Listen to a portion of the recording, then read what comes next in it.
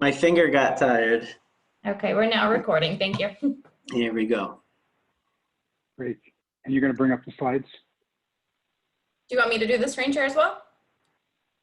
Oh, shoot. Never mind. Yeah. Here we go, guys. Yeah, What do I know? Here we go. Here we go. Okay, now we're on. Okay, hi, everybody. Welcome to the first SAG. Sorry about the cheesy name, but it just kind of fell together. We are going to, today is like the launch. So we really talked a little bit about how we wanted to do this, and what we really want to do is do some time on orientation first, and then we want to start talking about measures that bring value.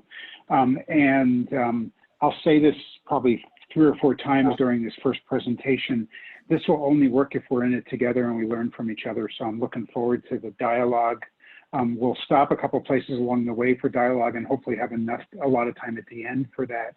And then we'll also read the stuff in the chat, although I am really bad about reading while I'm talking. So we'll see how that goes. This is for you all to get sustainability going in your communities. So we need to make sure what we're presenting is relevant. So today, a little bit about orientation and intro, and then we're going to talk about measures selection, and then we'll hopefully have a lot of time for discussion. Rich, I'm going to turn the next few slides over to you. Yeah. So we're really excited this initial sustainability affinity group, and I want to call out again our partners and our funder, the folks from HRSA, Maternal Health Bureau, Dr. Warren, Ms. Padlin, Dr. Mann, Ms. Brown, and Ms. McClellan. Just to point out how wonderful it is, oftentimes projects are funded through particular funding project managers, and we got permission and from Dr. Warren and support to actually do this project that crosses project officers and project teams. So we're really grateful both for the support as well as the flexibility to be able to do this academy. Next slide.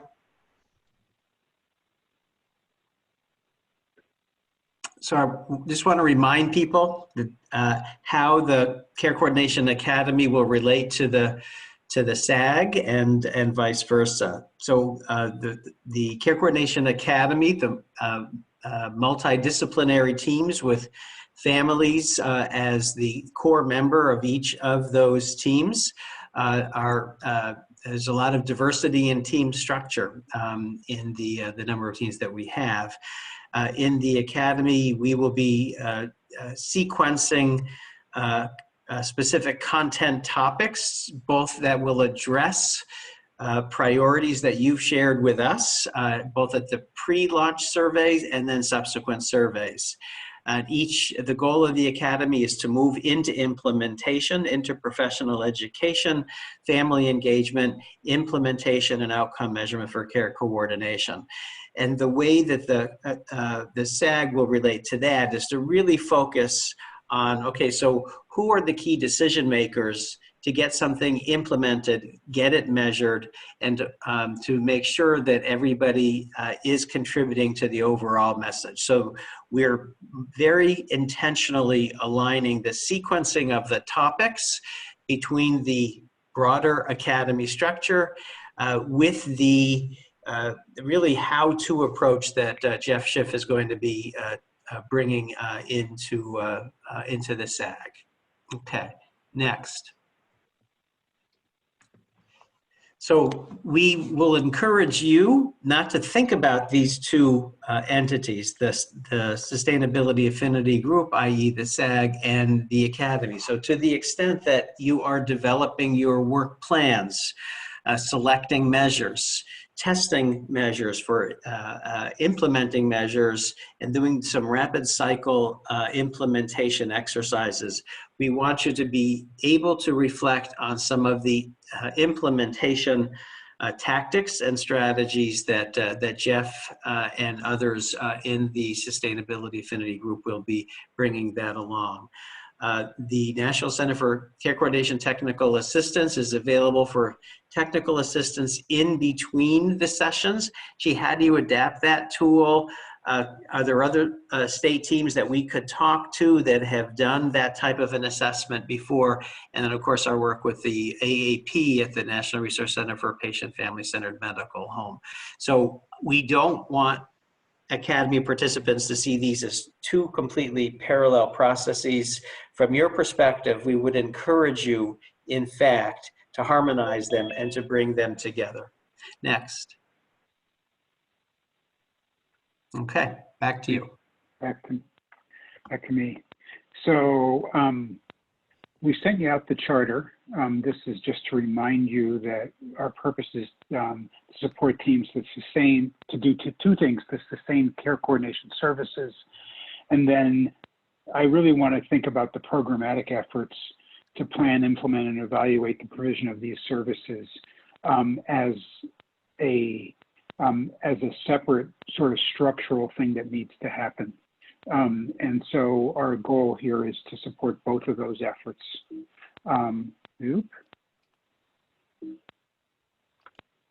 Oh, why won't my, here we go. Sorry, guys. Our goals are financial sustainability, accountability for health and well-being via tiered measurement. That's what we're going to talk about more today. Program evaluation of the financial impact, including for families. And I think imperative in all of this is that we look at the impact of sustainability and what we're doing on different communities and really call out our diversity and disparities. I said this at the beginning, so now I'm going to say it again. A learning community, so I hope we have a chance to learn from each other along the way, and apologies for talking a lot in the beginning. I'm a big fan of Project Echo from New Mexico, and I'm not sure if any of you have been on Echoes. They are covering the world now. Sandeep, who really started Echoes in New Mexico to extend the outreach of treating hepatitis C into rural communities in New Mexico from Albuquerque, has done sort of a phenomenal job. And these are some of the things that go into his Echoes, and I really hope that they'll go into this too. I haven't applied for us to be an Echo yet, but I think it's likely I will, because I think it's really important for him to know the inspiration he's created. I will tell you that there are over 750,000 people who have participated like you in some sort of an Echo. So his biggest thing is about democratizing knowledge, that there's nothing hidden here, that we're not trying to sell a special secret sauce, and that everything's available to everybody. The next thing is about team-based care, which we spent some time on in the launch of the Care Coordination Academy. Sharing knowledge and best practices. I'm going to underline the best practices because getting knowledge into action is a tricky thing. And I think that we really have to acknowledge that just because you know something, getting it implemented is not always easy. And that's absolutely the case with this. So we hope that this SAG helps you do that. We want to look at case-based learning because I think that's what teaches us best. So we'll get to that in a minute. And then we haven't figured out how to do this exactly yet, but I think it's important for us to measure results. Are you having success in creating a sustainable program in your own communities? And, you know, have we done anything to help you along those lines? So the sessions really, we want to run in two ways. We want to, and this is not an example of those sessions, but hopefully next one will be. The first part, we want to talk about a topic. And the topic we're going to talk about today is measures to prove value, but we have other topics around getting data in real time, for example, is one of the other topics and we'll try to get the best lecturers or people to talk about that. And we really welcome your input. If you know somebody who's an expert in one of these topics, please let us know. And then the second part we want to do is really case-based learning. We want to ask you all to present what's happening in your own teams and where that's going, and then ask your team to kind of ask the rest of the group to sort of respond to that team and give ideas about what's happened. There's a lot more expertise in this Zoom call than anybody could ever hope for, and I think that we can hopefully learn from each other. These are the topics that were on our pre-work launch survey that were the ones that we thought about doing first, and we could also talk about that if people want other things. We'll have way more topics than this, but the first topic is around evidence-based outcomes of value across systems, and that's what we're going to try to talk about today some. The second is about support for real-time information at clinical sites, and I think there's, we'll talk about how to get that up there and give that to people. I think value-based purchasing strategies is another one, and there's a lot to talk about there. Care planning and complexity tiering was another one, and then return on investment justification, so sort of getting into the business side and the numbers as well. So lots, you know, if we just do those, that'll be enough, but we will have more, I'm sure. So to the case-based learning, I really want to ask, we'll send this out as a handout, but we're going to ask a team to volunteer where they're at next time to be the first people to do that. We've actually had 2 calls with 2 of the teams already, and just to see where they're at, and had those kind of case-based learning examples happen already. And we'd like to do that through this whole thing. I know it's a little weird talking to your colleagues at first, but I think most people would really like to do that. So here's what we think should be in the case-based learning. What's your goal from that we taught? And we talked about that at the Care Coordination Academy breakout. What sustainability challenge is being addressed? What activities have been done already? What measures have you considered? What are the immediate activities proposed? What's your timeline? Importantly, who are your allies in resistance, and what are your next strategic steps? Remember, we're building this a step at a time, so it's not. So we want to know what you're going to go to next. And I think if we can do this, we'll really learn from each other a lot along the way. So I'm going to stop for a moment. Heather, are the microphones automatically open here? We do have them automatically open, so everyone should be able to unmute and mute themselves. Great. So any questions about the format and how this will run first? You can also pop questions into the chat now too, if you'd like, and I'm happy to share them. Okay. All righty. So we're going to try this. We're going to try right now, and the next SAG will be what we start with, but we wanted to go through that orientation. So here, let's talk about selecting measures to prove value. And I am going to turn this over to Rich for a few minutes. So you might remember this slide from the second launch day of the Academy is the sort of notion of selecting measures that matter. We're going to talk a little bit in more depth today and subsequent sessions about when you select a measure, where do you want it to be deployed? Some of the measures of care coordination, depending on where the delivery system is at in its journey, the initial locus for implementation might actually be in individual clinics, and that's really okay. The ability to extend to, say, a delivery system, to a region, to a state, to a particular payer, Medicaid program, commercial payer, and managed care organization, and MCE is there. The acronym goes in Indiana. But we want you to think about what the level of implementation of that measure would be. And then thinking about this fitness for purpose. Is the measure correctly specified for what you're trying to do? So to evaluate the care of an individual child and simultaneously aggregating those scores up to the level of a program, an institution, or state, does that make sense? And the short answer to that question is they don't always make sense. And I find that fit for purpose is the comment that I make most commonly in various national and state level programs. So we want you to develop a sensibility around ultimately what do we want to demonstrate for an outcome and how will we get there. Jeff and I are trying really hard to promote this notion of a learning health system.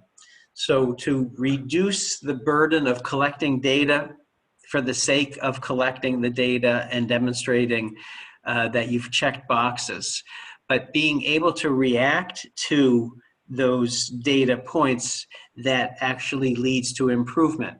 So this is one of those arguments actually to start small, start at the level of a clinic, and are those measures appropriately usable and feasible? And as you start to get usability, feasibility data, and can feed back into the system to drive improvement, that's how you can start to make the argument for higher level performance measures. And with care coordination and care integration, this is the journey that we feel is going to be important, both in the academy as well as with demonstration of implementation and accountability in the Affinity group. I'll just jump down to the last one. This approach, bottom up, is especially important because if you look carefully at some of the core measures that we shared last time and that Jeff will be reprising again this time, there aren't that many measures that would be relevant to children with medical and social complexity CMC and for children and youth with special health care needs in general. So that means that we have to be creative when we're thinking about these cohorts of particularly vulnerable and or at-risk kids. So fitness for purpose, implementation, usability, feasibility, driving change at the unit that is most empowered for that intervention. Next slide.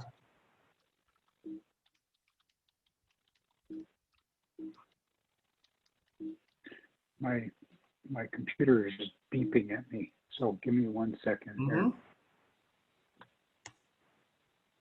Try again.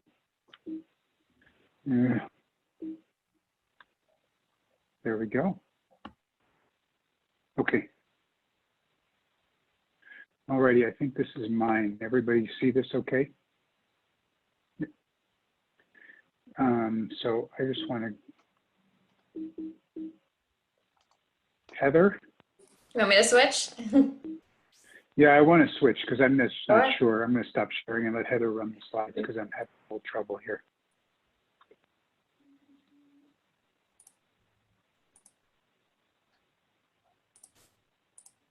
All right, can everybody see my screen now? Yep. Good. All right, just let me know when you want me to switch. Let me pull this up big. Okay, I think we got to go back for a sec. I think I moved too far, too fast. Would you like me to be here? Okay, so here we go. Perfect. Yep. So I really want to talk. This is really what we want to talk about today, and what I want to do is leave this here as something we'll talk about this and we may come back to it.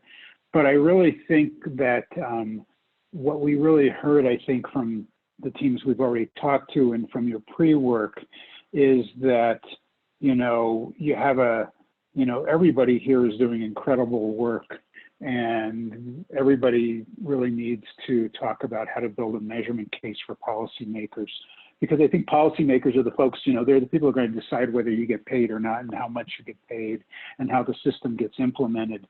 And they sometimes have very different perspectives. So I want to spend some time getting to this.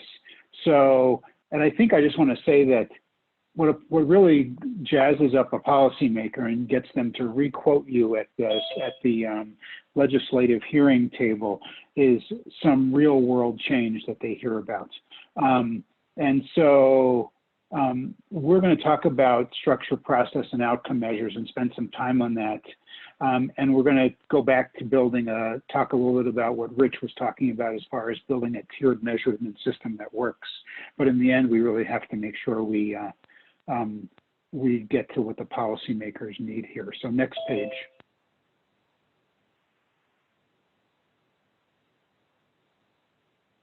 Can you get to the next one, Heather?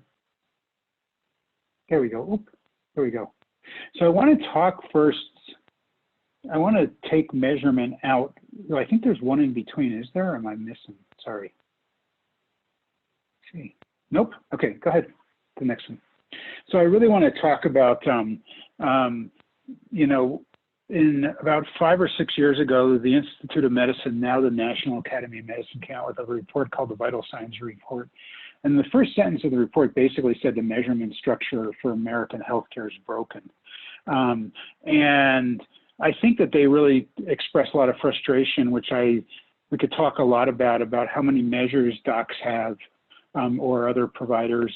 The number that stuck out from one of these reports was that it costs $45,000 per provider per year to do measurement, and I'm not sure we're getting enough out of it. So the next 3 slides, including this one, are about ways different groups have talked about how to what should be measured and what should we think of systems as accountable for. So the IOM really took this 4-pronged approach, which is healthy people, care quality, care cost, and engaged people. And in some ways, I look at healthy people as sort of the population-based measures, and care quality, care cost, and engaged people as the triple aim from Don Berwick and his group. So that's one frame. Next slide. Next slide, I'm now making shamelessly advertising for something we did at Minnesota DHS. And our agency was not just Medicaid, but was really big. And we talked about what well-being would look like for the people served by the Minnesota Department of Human Services, which includes like child protection and food stamps, et cetera. But we really came up with health, which are all the measures that kind of IOM, we just talked about with IOM. We talked about safety, like do people have a place to live and our kids in child welfare in the right place. But then the next 2, I think, are really important, and they're about purpose and connectedness. Do adults have meaningful work? Do kids have meaningful school? And are people connected to each other? And I think I'm excited about this because I think that when you're in healthcare for a long time and realize you can only affect people's well-being so much, the idea of adding purpose and connectedness is really important. And so that's what we've been talking about we were talking about for a few years in Minnesota. And then next slide. Along comes this month a report from the Center for Healthcare Strategies and RWJ, which is called A Framework for Thriving, a Comprehensive Approach to Child Health. And I was really glad that they copied us. I don't think they copied us, but I think it was cool because they looked at optimal physical, emotional health. They have 4 things: safe, stable, and nurturing relationships with healthy adults, safe communities to meet environmental needs, and education beginning at birth that promotes multidimensional skill building. So if we could get to a measurement and well-being care system that addressed all these things, I think we'd all be happy to go celebrate. And we're hoping that some of our measures will move us along in this direction. So next slide. So I talked a little bit about accountability to policymakers, and Rich talked about accountability to each other for quality improvement in a tiered measurement system. But I think of these as tiers, the first being accountability to each other for quality improvement, the next being accountability to the state, to like Medicaid programs and MCOs, and we'll talk about this, but a lot of that is process of care. Next to policymakers, and I think about that as more as like legislators or the governor's office for better care and understanding of cost. And then obviously I think in the end, the way to make this come full circle is to be accountable to each other to make a real difference. Next slide. So the first set of policymakers are what I think of the people in the Medicaid program and the MCOs. And I think that and we can talk about this after we're done, that a lot of folks there think about the core set, which we'll go into some more detail about, think about the home health, the health home set of measures that are required by CMS, and then think about utilization. Next slide.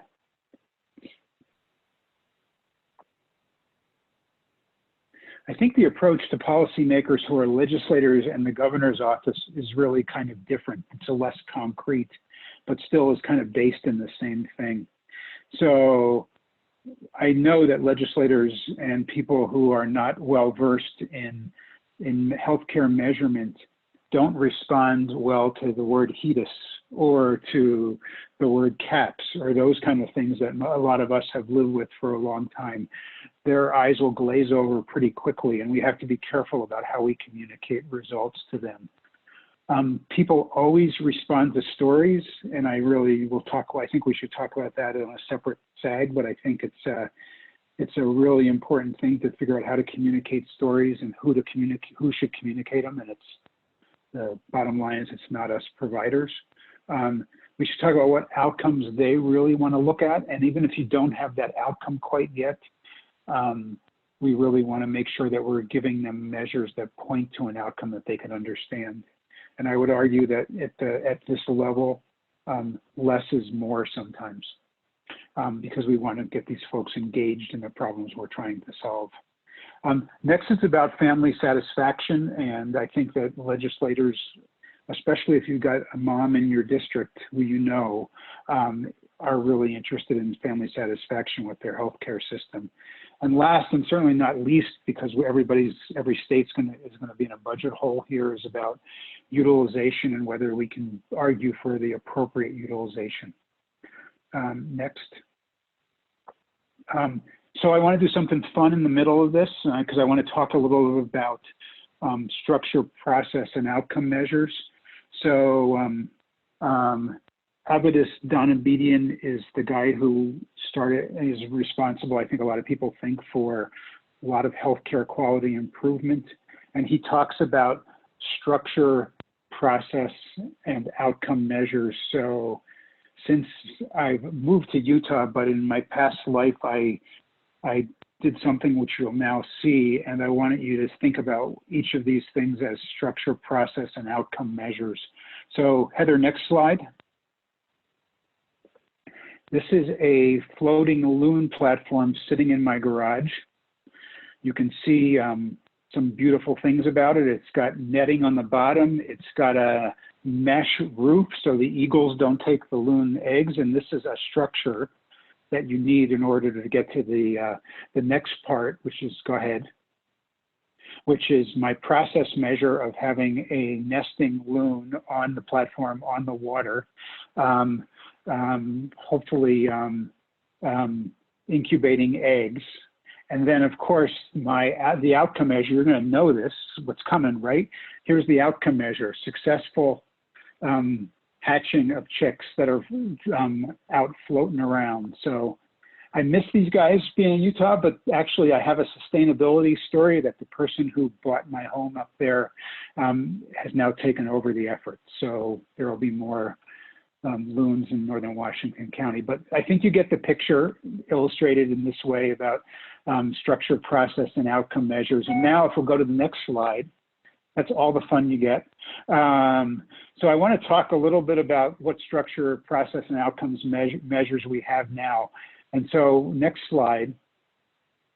I'm going to turn this over to Rich, because I think that what Rich is going to talk about are some of the measures we talked about in the first launch. And I think the real message here in some regard is that one person's structure measure may be another person's process or outcome measure, but we have to think about it in terms of who we're presenting it to.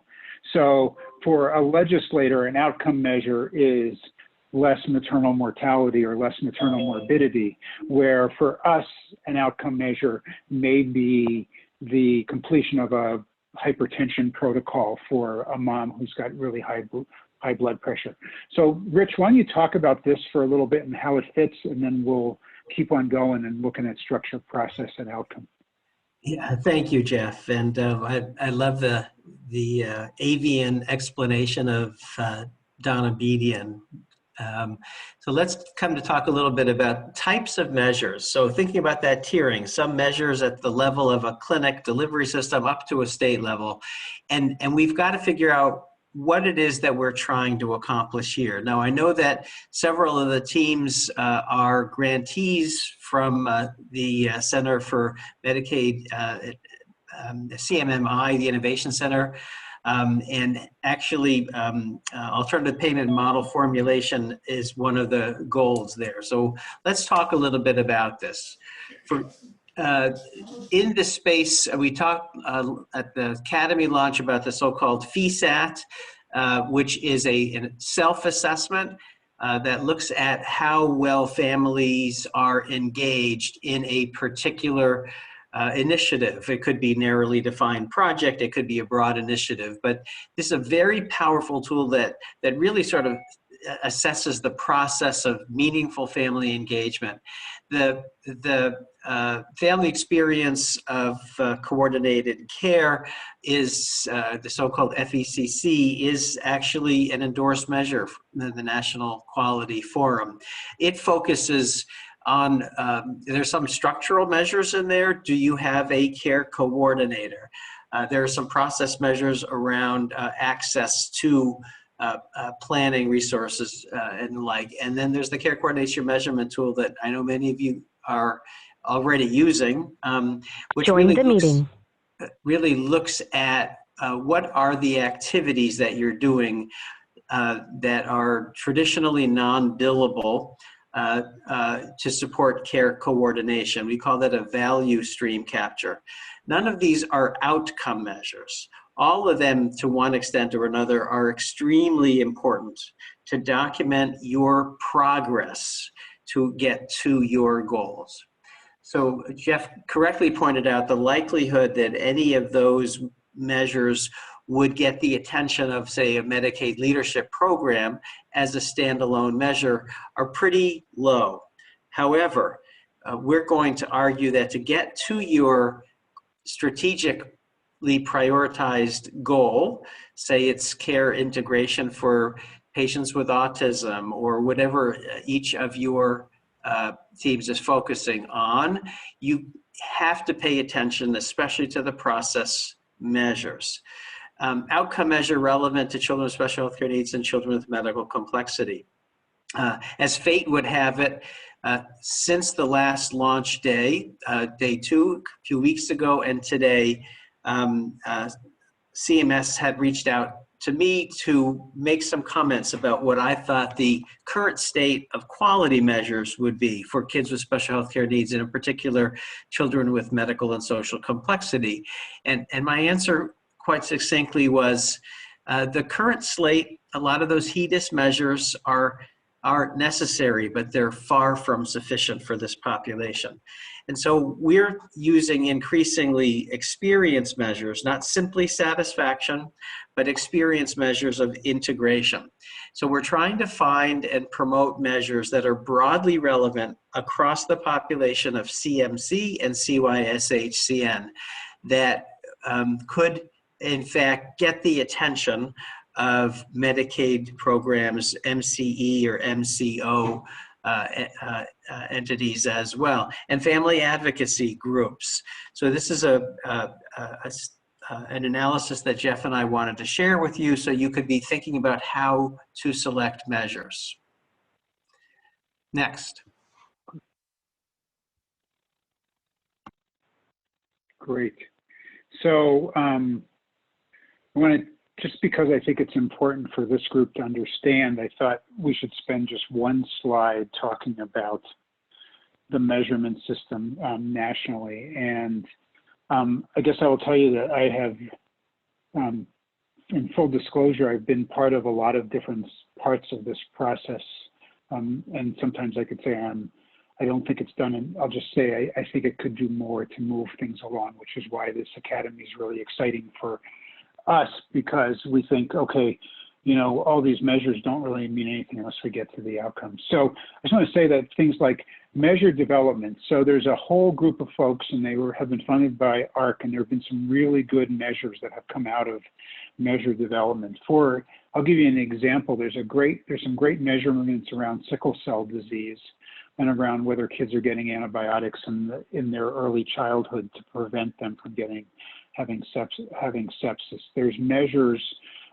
People think, okay, well, we need a measure about whether kids who are on antipsychotic medications are getting checked for metabolic syndrome. A lot of people know these things, but then the measure goes off and somebody starts looking at their data and produces a measure based on this from a lot of times, or most often nowadays for what we do, from the codes that are in the claim system. So you have to think, are there codes there that could make that happen?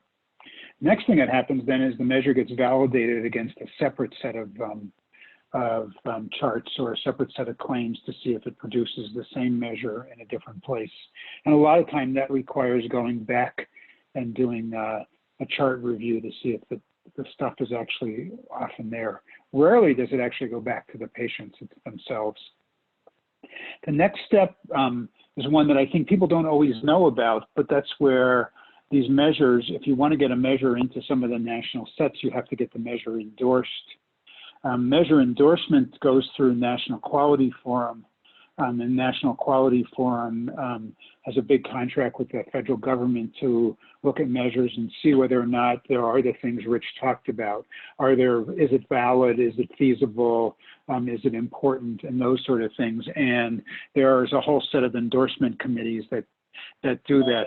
There's actually some interesting talk now, and this is probably blasphemy for some people, about the fact whether or not this endorsement process takes too long or is too usable.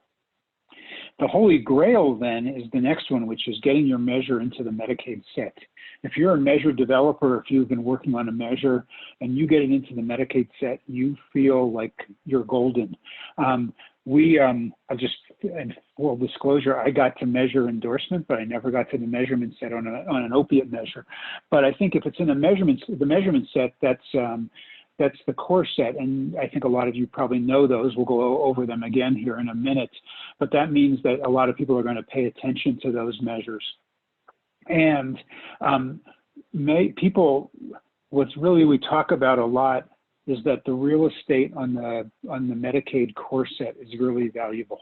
You know, nobody wants to get to 2,000 measures there. People want to keep it at this 25 to 30 for the adults and 25 to 30 for the kids.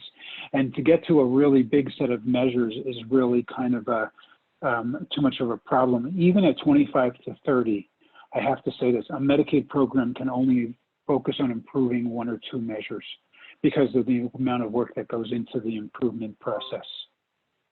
Once something's in the core set, it's people use incentives, oftentimes in managed care contracts or other incentives to try to get up their Medicaid measures.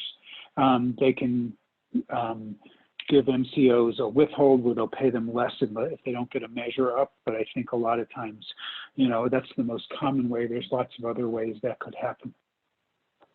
And the measures are reviewed every year in a very formal process for inclusion or removal. So there was a measure for a while in there about whether we were treating pharyngitis appropriately, which is really a measure of whether kids got a strep test before they got antibiotics. And that was a huge amount of work that rolled up from individual patient care that a lot of you can relate to, all the way up to a state level. And I think after a while we realized this was not a great measure, because if you wanted to give somebody antibiotics, you could just code something else and not worry about the pharyngitis and the strep test. So I think that became a case where the measure didn't work, and had it been taken off the set, other measures get included, and there's big battles about how relevant they are and how big a population they are. The battles have all been verbal so far, so let's hopefully stay that way. But anyway, let's keep going. Next slide. So what we know most and what we measure most are these three things. Under the structure, process, and outcome, we measure more on process, and on process we measure more on access, quality, and satisfaction. So in some ways, this is where a lot of the measures go. And you can go to the next slide. So I wanted to just go through the set. This I put up really briefly on at the opening of the Academy, but I wanted to talk about these. So I wanted people to think of these. These are all measures in the core set. And I'll just say real briefly to remind you all that the reason I wrote The Road to 2024 is that the child core set, reporting on the child core set by states will be required in 2024. So not only are the measure, what's in the measure set really important, Christine McCoy joined the meeting. Hello. But states are really interested in making sure they do well compared to their peer states. So in terms of the core set, when you think about structure, process, and outcome, and you think about whether these are around access, around quality, or around satisfaction, you can see that the primary care and preventive service measures are mostly around access to care. Did kids get their immunizations? Did they get their well child visits? Did they get screened for developmental problems? You know, and so if you think about that, this is really about access. And I sometimes think that the access measures are things that we in this academy can make a big difference with, because we can make sure that our kids get immunizations if they have medical complexity, because they still need their immunizations. We can make sure that they get their well visits and they get screened for autism or for developmental delay or for high risk adolescent behaviors. All those things can happen. And we can prove that we're doing those things, because those are things that Medicaid officials can then take back to their colleagues in Medicaid and say, well, these people who are working on taking care of these complex kids have not forgotten and are doing these important things. And that's important because you're much less likely to get meningitis if you've had a vaccine for meningitis. But it's not, I want to remind people, it's not the outcome we're hoping for at the very end, but it's what we have now, and I guess I'd say it's pretty good. I think the next ones on acute and chronic conditions are really hard for the core set. And they're hard for the core set because there are so many chronic conditions that are important. You know, opiate use disorders, the core set for adults is the core set of measures that people are really working to get measures on right now. For kids, there are measures around, and you'll see them in the next slide too, around asthma, around attention deficit. This is where the real estate gets really competitive. And my friend, Gary Freed from Michigan really has great measures for sickle cell disease. The problem is it's too rare a disease to have room on the core set for it. Still should be measured. But like here we're looking at measures of quality of what the providers do, which are measures of the asthma medication ratio is really about whether or not patients have filled asthma prescriptions commensurate with their level of severity of their asthma. And emergency department visits are to be prevented if possible, but you can look at the rate that certain provider groups or certain health plans have of emergency department use to see if they're managing chronic diseases so people don't have to go to the emergency department. And being a pediatric ER doc, we could spend a lot of time on that, but I think that's enough on that topic. Next, for the second, this is just the second of 3 slides. If you could go ahead, Heather, on the Medicaid core set. These are the behavioral health ones, follow-up for attention deficit, metabolic monitoring for adolescents who are on antipsychotics because there are metabolic complications of being on those medications, and then first-line psychosocial care. So these are all things that are on the core set, taking up core set real estate that your teams could address, and you could then go to Medicaid and talk to them about the value you're providing in addressing these.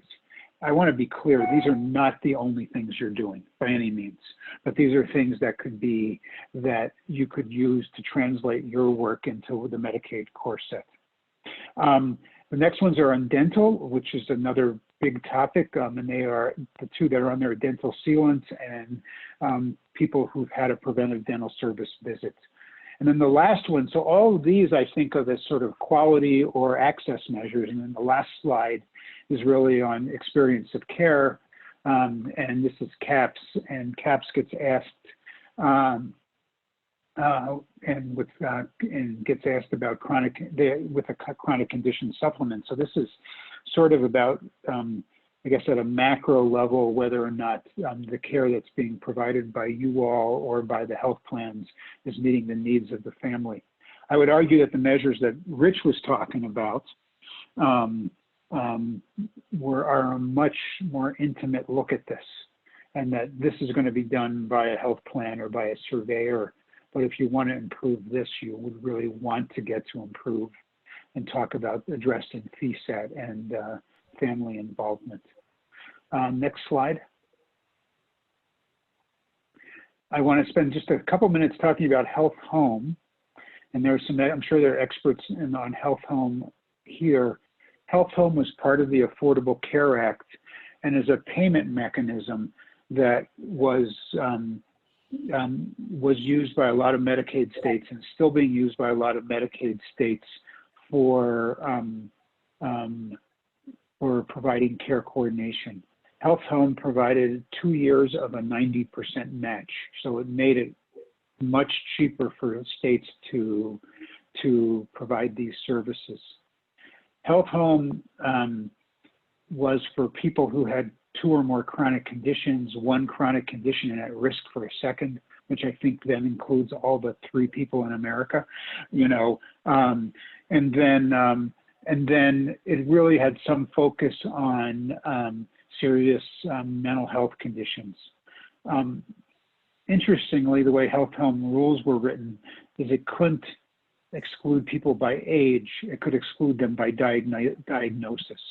So you wouldn't have a big congestive heart failure population, hopefully in pediatrics, but like you could have a whole health home around attention deficit. Join the meeting. So states have used this as a tool for getting them to start doing care coordination.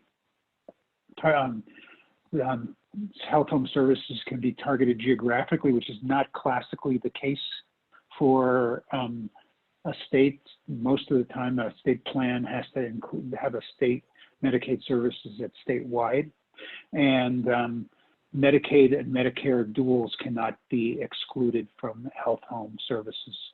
And then these are the health home services that have to be provided or offered, and you'll recognize these as things you all do well, I hope. Comprehensive care management, care coordination, health promotion, so, you know, doing a health a wellness survey and making sure those things are addressed, comprehensive transition care. And for us in pediatrics, that means something a little different than it means for people who are leaving the hospital and going to skilled nursing facilities. Patient and family support. I'll read that one more time for emphasis. Patient and family support. So I think that's really a great opportunity. And referral to community and social service supports. So it's really about an integrated system, and I think this is really still moving along and states are still using it. And the whole idea is really to prove value in the first 2 years where it's paid for and move it along. The other reason I wanted to put this up here is that there's this piece of legislation that passed, I think this past year, called ACE Kids. That's not adverse childhood events. That's, what does ACE stand for in that regard? It's really, I think of it as, in a way, as health home for kids, with an emphasis on improving care for this population. That program is not launched yet. It'll be another couple of years before it gets launched, but it has a lot of the same resonance as the Health Home program. And then next slide, Health Home has, just move to the next slide. Health Home has a whole bunch of quality measures. These are almost all for adults. But they are things like follow-up after hospitalization for mental illness, adult body mass index, so checking for metabolic syndrome, things like utilization measures like inpatient utilization and ambulatory and emergency department visits. So this is another example of a program that CMS has put in place that has put in place a bunch of measures that in the structure, process, outcome world are probably more focused on process, and in the process world are more focused on access and quality and probably a little less on satisfaction. But that's how Medicaid thinks about these things. So I just wanted to bring that up. So if you go to the next slide, I'm pretty much getting done here with this. I hope this has been helpful. Jeff, just a quick question. Is Health Home part of the ACE legislation? ACE is separate, but I think if I've only read it once, so I have to be honest about that. I think ACE builds off of the Health Home legislation and is part of that. And I see Mary's on my screen, and that is, and so it builds off of that. But it requires, for example, a different set of measures that'll be put forward. So we actually have an opportunity to impact those measures rather significantly as a academy, and I think that folks will listen to a group like this. So in some ways we want to influence the measures because we know this stuff better than other people, and then we want the measures that we have an influence on getting accepted to then be the measures we get measured against. So I think we have to think of ourselves as many places in this loop.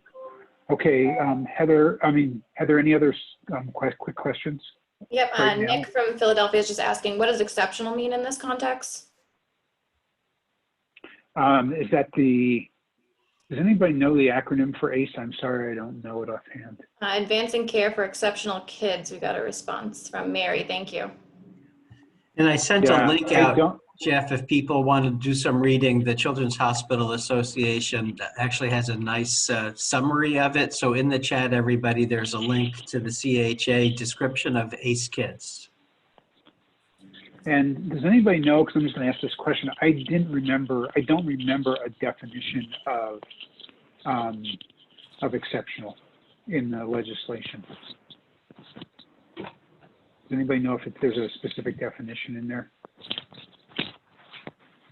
We will spend, I think we need to go to this piece of legislation at some point and spend some time with it down the line here. Jeff, next. Jeff, hold on for a second. I want to emphasize a point that you just raised. I do believe that the outreach that I had a couple weeks ago from somebody from CMS asking about measures that are relevant for kids with complex needs. So, Nick, this is partially in response to your question, Nick Claxton. Exceptional would be the types of kids we're calling so-called children with medical complexity. It's about 1.5% of the pediatric population. One of the potential benefits for these children and families is the ability to cross state lines to get care in pediatric referral centers. And so we are talking about a level of complexity here where, sometimes these children don't have access to high-level subspecialty services in their own state. So an important provision of ACE Kids is just that. So yeah, essentially, we're talking about kids with medical complexity. Yeah, and a few other people have clarified that, so thank you. Okay, so I want to get done talking. We've been yakking at you for an hour. I apologize. But I wanted to just have 2 more slides just to get this discussion going, and hopefully we'll have a nice discussion. If you're shy, you can chat it in, and if you're not, hopefully you'll speak up. So we wanted to ask these 3 questions. How is measurement linked to your sustainability goal? What are you measuring now to prove value? Where have you presented your value case? And then last slide is really more for us. What do you need next for this topic? So you can just put that in there as well. But I want to just go back to the previous slide, if you don't mind, Heather. Thank you very much. And then ask where people are at with their states, and if you, when you talk, if you would just tell us where you're from and if you want, and your name, and so we know where to go. Okay.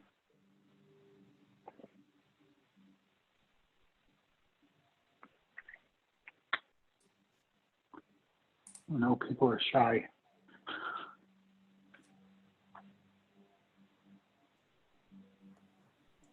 I don't think anyone's ever accused me of being shy, so I'll be willing to speak. Thanks, And I'll Mary. second that. Thanks, Mary.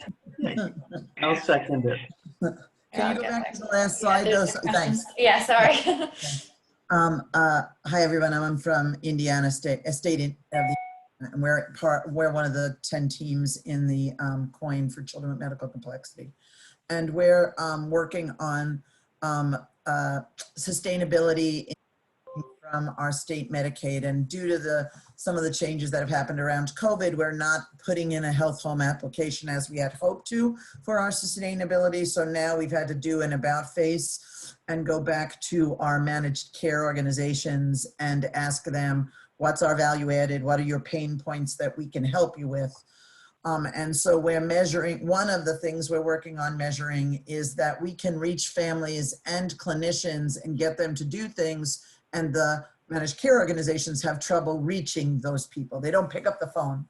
And so while it's a fairly low bar as a primary care coordination project for patients to answer us when we call them, it is actually quite important to the managed care organizations. And then again, for our ability to walk into the primary care doctor's office and say, can you make sure this kid gets his flu shot, is easier for us than them as well. So those were entities that they asked us to look at. And now we have to go back to them and talk about, so how much is that worth to you? Because everybody in our state is being told that their budgets are going to be cut 15% next year. So that's a secondary COVID problem. We've developed just a working group with the medical directors of both our state agency and our managed care organizations. And those are kind of the people who are our portals of entry to the conversations. I think I answered the question. So Mary, when you ask, when you present this to them and talk about what you're doing, do you also ask about, do you also tell them the amount of effort and whether, and what you need as far as resources to make that happen? Yeah, so we have a cost estimate of what it costs us to do what we need in a per member per month manner, and that's around $114, $115. We use a model in which one care coordinator provides service to 100 children with medical complexity, which is a high number, but it's the only way we could get that per member per month in a range that they would even consider paying. We also talk about our activities. We are using the care coordination measurement tool and measuring volume of contacts and amount of time the different work takes, like creating shared plans of care and prioritizing goals with families. Thanks.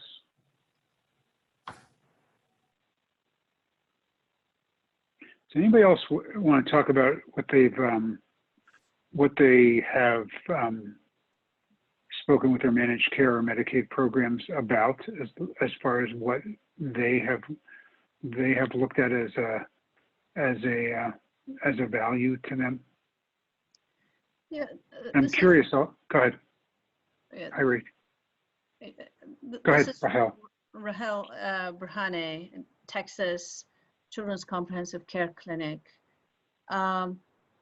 We are in a state with a Health and Human Services Medicaid program that is requiring their managed care organizations to progressively contract in an alternative payment model a certain percentage of the claims payment every year.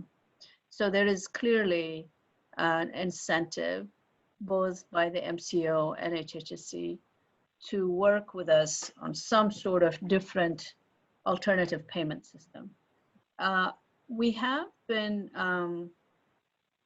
the first level of engagement we had was to take on some of the care coordination, service coordination function that was in the MCO space and hire our nurses and have them be placed in the clinic and do the service coordination function that they are required to do. And this had proved to be maybe less useful than we thought, because there was a whole lot of processes that don't necessarily add value, but these are ways by which the MCO had contracted with Medicaid. And because we have now taken the delegation, we have to sort of make sure that they meet their contractual obligations. Where we're struggling with measurement right now is we feel that clinics, health homes that specifically are organized towards the needs of children with medical complexity, the 0.5 to 1% of very complex children, the clinic organized around that, it has to show some more value than any random clinic that sees everybody and just sort of has a few patients that are complex. Now, how do we show that? How do we show that this is valuable? What are these clinics all about? They're all about care coordination. I mean, it is, and in our case, we are saying a complete transformation of the service delivery paradigm by having integrated virtual visits, where the home health, the key subspecialists, the parents, the DME guys, all actually meet twice a year and make a plan. And the PCP becomes the central person that makes sure that plan actually exists in writing, and everybody's medications are reconciled, and the parent actually has wrapped around what the plan is. There needs to be a way to measure this work. And this is what we are hoping to do during this process, is to identify measures that will show the effectiveness of this care coordination or this care integration to Medicaid. And just from what I've heard so far, this is very good for us to see sort of how the sausage is made. And however, none of the measures that we have really help differentiate us from an FQHC that sees all comers. So what are the measures? It's not the HEDIS measures. It's not whether we've had any immunizations. It's not wellness visits. There's got to be other things that we measure. So that's what we're hoping to learn from this. Yeah.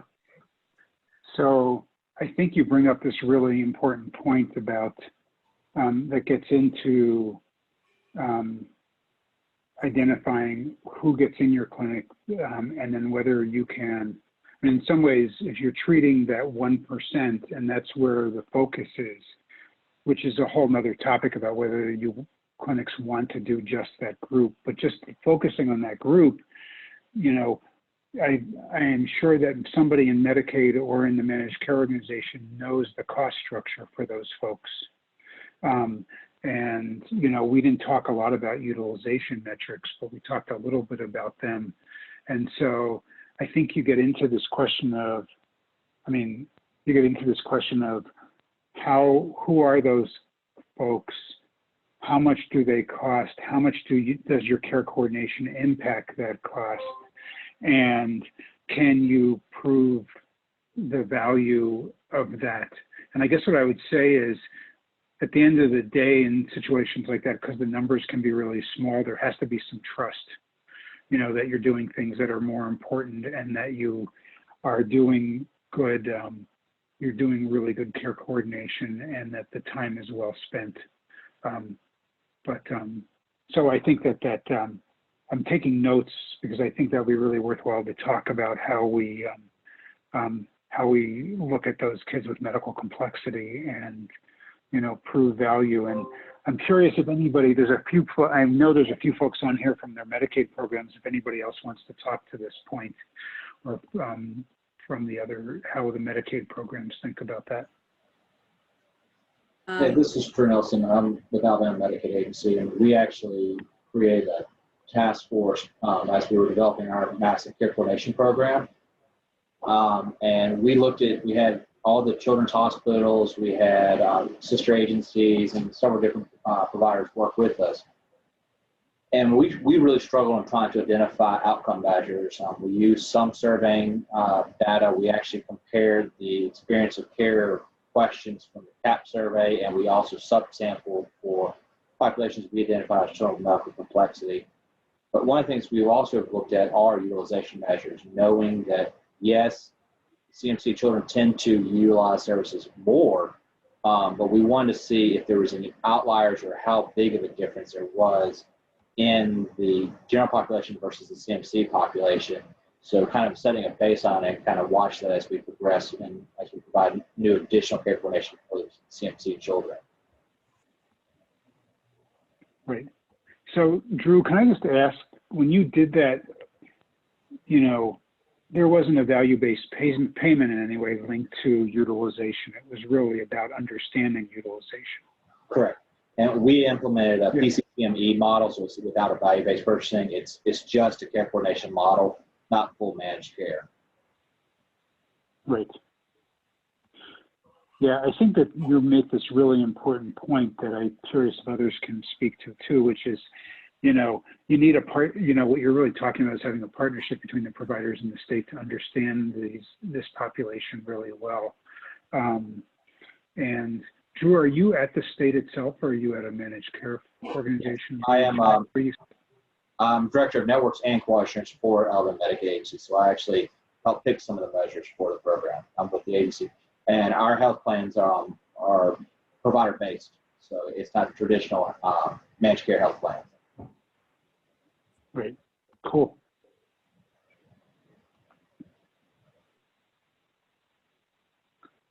Got it. So can I put you on the spot for a minute and tell me and have you say, if you've thought about this at all, what's an outcome measure you'd like to see for this population that you'd say, oh man, we're doing well? In all the work we looked at, utilization is one that you really can't change. And going back to your comparison to child core, I mean, I think Mary made the point earlier, the vaccinations and utilization of care, tends not to be the same in the CMC population because they are utilizing their services. Them not getting the annual well checkups is such an outlier. Them not having the vaccination is an outlier. What we were actually looking at is more on somewhat on the CAP survey, the experience of care that the parents and the family actually feel a part of the care coordination plan, that they actually feel that they are receiving the resources necessary, that they are being communicated by the providers, that they have someone that they can reach out to, a care coordinator who works with them. But we really have struggled for outcome measures to really identify, because we looked at even linkages to education, to linkages to long-term goals, but it's, for Medicaid agencies, it's really hard to look at 3, 5, 10-year goals when you're looking at year-to-year budgeting. Right.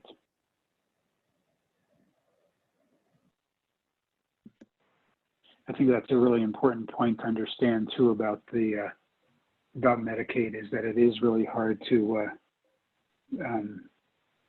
Medicaid is responsible for usually a biennial budget and then maybe the biennium after that. So it's really hard to get to a bigger group. I have a question, if possible, along the same lines. You know, we find utilization, is that okay, or you want to move on to the next? No, that's fine. I think if people can, Heather, I think you are, if people want to talk, will you just raise your hand, or I'm really bad about monitoring Zoom as we're going here. So I'd love to, but go ahead, Helen, and we'll keep going. Okay, I have to see how to raise my hands here. But just a quick question here. One of the things I find there's universal agreement around is the more successful you are in making sure that the multidisciplinary care is integrated, it is actually delivered at the same time, with all of the parties discussing, you know, what is the seizure plan and what's the respiratory plan and what do we have for care and support and what the home health nurses are supposed to do, you're more likely to get to break the silos and get to a completely different delivery paradigm. Why is it not possible to have measures that actually incentivize integration? Jeff, can I do that? You bet. That would be great. So there's a couple of really important takeaways here. So one, integration is absolutely essential, and I'm hearing that term brought up in national and state level meetings now more than ever before. So Rahel, I think you're exactly right. Number one. Number two, Drew, I absolutely can feel your pain. I think the role of state Medicaid programs right now is to, one, recognize that there are limited, and quite honestly, to be sort of provocative, there are really zero measures that are specific to children with medical complexity that you're ready to put out there, right? That's why we've been using in the academy, we're showing you the core sets. Now, kids with special healthcare needs, children with medical complexity, they absolutely deserve to get immunizations and access measures and all, but we need to figure out what else is there. So Rahel, what I like about the Texas experience is that, and I remember that you made this point, I think it was on day one of the launch, and I'm hearing you say it again, you know, we're doing all of this work, but how do we capture the value? So the measures that are required, think about our tiering framework that we've shared with you in the SAG today, is, okay, so what is it that you're doing? How many person hours does it take to get an integrated plan of care?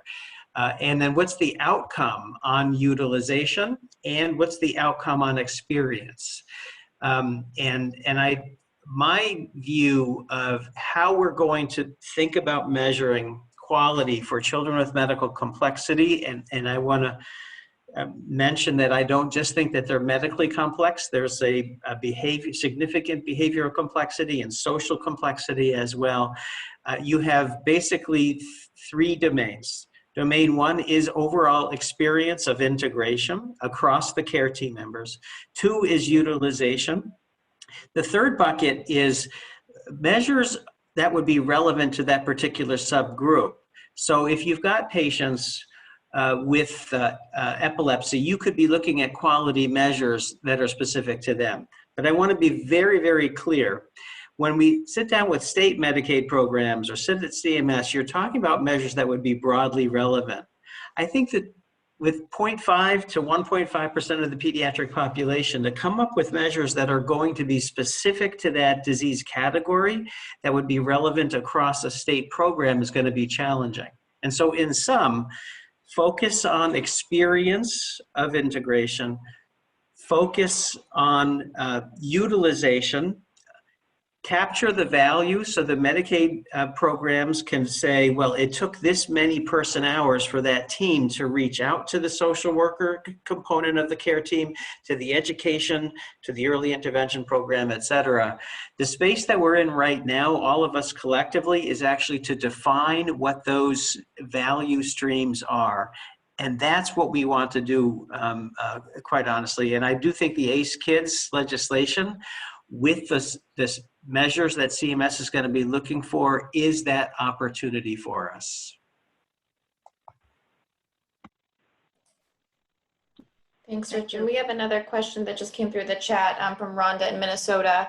She writes down, one of our challenges is that 50% of our complex care clinic population is Medicaid and then the rest are private pay. Should they be using the same measures with the private insurers to help sell their program for reimbursement?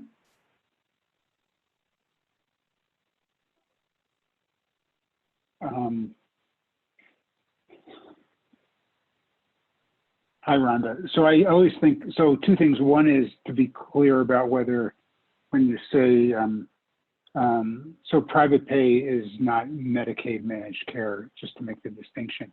But I think if you can get them all in the room to see that they all have the that the value is the same for all of them, I think that's an advantage. I also, you know, how do I say this?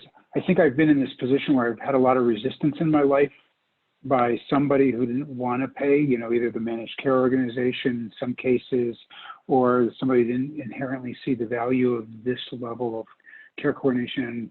And I think this is something else we should talk about downstream, but I think it's always a question of who do you go to prove that there's value in there if, you know, so the first thing is I would go to them and say, here's what we're doing. Here's our suite of measurement, as Rich was talking about, from experience to integration, utilization, and maybe some specific things.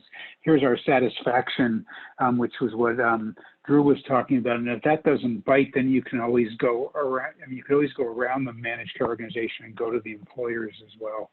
At one point, we went to 3M in Minnesota to talk about the value of care coordination, because we wanted them to understand it as well, or the business action group or something like that. So I'm not sure if that's how. I guess I would always start by saying we should get to the same measures across the whole system, or else you go crazy.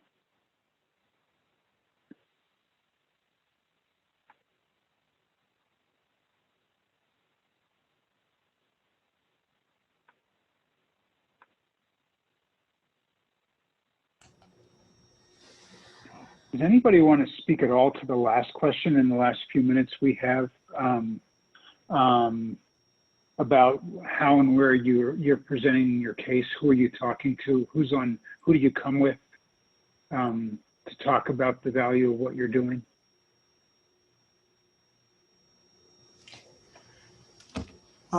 This is Steve Carey's in New Jersey. I can talk somewhat. We're one of the projects that have Inc.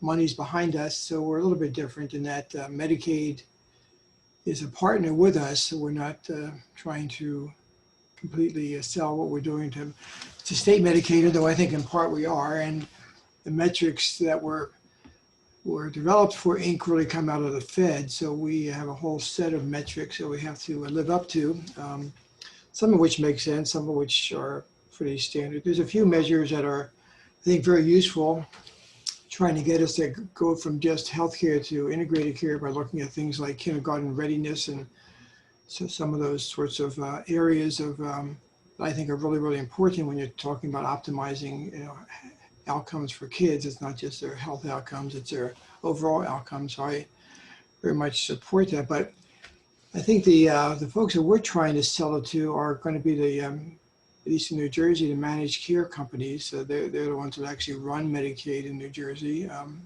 Medicaid sets some of the standards, but they're relatively not particularly detailed enough to be useful.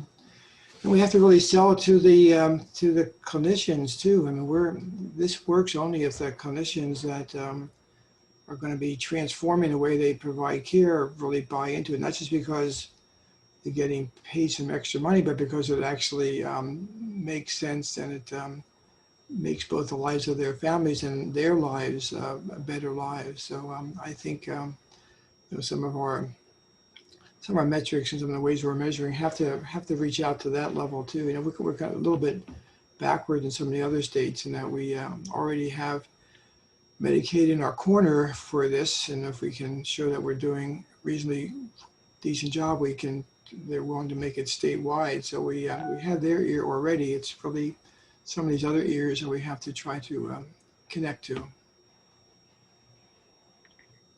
So Steve, I have to ask, does Medicaid support you're going to the managed care organizations? Oh, very much so. Oh, yeah, actually, you know, it's as part of Inc. You have this partnership council, as you know, of various agencies, and all the managed care companies are a part of it. You know, Medicaid is very much in favor of us working with managed care, making it work. We have 5 managed Medicaid companies. They all have somewhat different agendas, but they've been very willing to sit down and talk to us about how it works and about redundancies and things of that sort. So, but I think the metrics that we come up with have to really, you know, meet meet what they're looking for too. It's not just what state Medicaid is looking for. Again, the feds have a whole set of metrics that they're looking for that we have to kind of dance around to some degree also. But again, I think our audiences are maybe a little bit different than some of the other players at the CCA. Steve, you're exactly right. And that's actually one of the reasons that when we appealed to MCHB, that we wanted to take advantage of the fact that the Inc. teams were specifically coming at this from the CMS or CMMI perspective. And so we really hope that some of the experience that you and North Carolina is another one of our participating Inc. Teams, what are some of the value stream metrics that you can do? What are the activities of care coordination that lead to measurable integration across the system? People are struggling. Collective people are struggling now because this field needs to get the kinds of measure that we're developing. And so I do want to make sure everybody in the Academy knows this is why we've created the SAG, so we can learn from each other. But I do think the opportunity for the Inc. folks to let us know about, what your priorities are around measurement and what you need in terms of interprofessional workforce development, that is eventually going to inform this field, and we're grateful that you've joined us. We have just a few more minutes. I see a question from Mary. It says, are you engaging specific agencies beyond healthcare? Mary, is that directed towards Steve?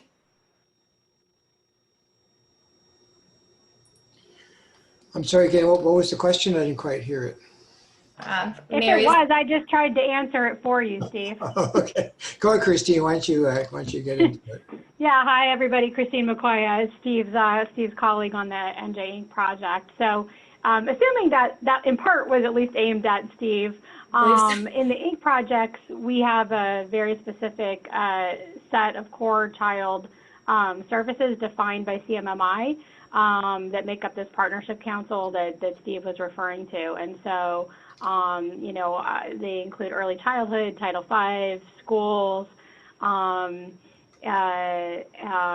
to think what else, obviously behavioral health in many forms, including mobile crisis response, and housing, food, and then they recommend that we also work with legal services, law enforcement, juvenile justice as well, although those are not required. Thank you. This sounds like we need to. Yeah, I just want to say it'd be really. I'm taking notes, but it's really interesting when we get to a discussion about social determinants and the risk factors that those pose. It'll be really interesting to talk to you guys in New Jersey. I wanted to ask.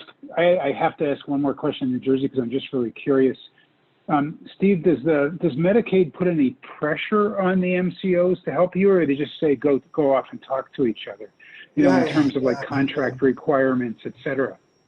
I wish they would, but no, they're fairly laissez-faire. I mean, they have a set standards that the managed care companies have to live up to, but they're just not particularly detailed enough or useful enough, as I mentioned. They give the managed care companies a lot of latitude to do it their way, so they're not nearly as prescriptive, I think, as, for example, maybe you were in Minnesota with state Medicaid.